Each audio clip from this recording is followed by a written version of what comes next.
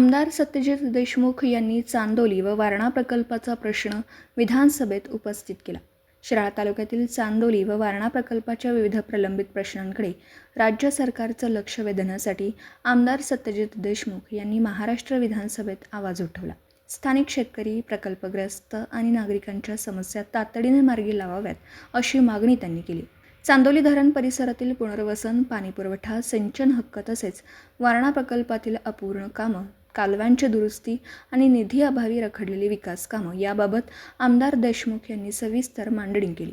प्रकल्पग्रस्तांना न्याय मिळावा आणि सिंचनासाठी पुरेसं पाणी उपलब्ध व्हावं यासाठी सरकारने ठोस निर्णय घ्यावा अशी मागणी केली. यावेळी त्यांनी संबंधित विभागाच्या मंत्र्यांकडे प्रश्न उपस्थित करून प्रकल्पांसाठी आवश्यक निधी उपलब्ध करून देण्याबाबत आणि कामांना गती देण्याबाबत हमी देण्याची मागणी केली. तसेच स्थानिक प्रशासनाने नागरिकांशी समन्वय साधून प्रलंबित प्रश्न सोडवावेत असंही त्यांनी सांगितलं. दरम्यान शासनाकडून या प्रश्नांची दखल घेत लवकरच सकारात्मक निर्णय घेतला जाईल अशी अपेक्षा व्यक्त करण्यात येते. आमदार देशमुख यांच्या या भूमिकेमुळे चांदोली व वारणा परिसरातील नागरिकांमध्ये समाधानाचं वातावरण निर्माण झालं.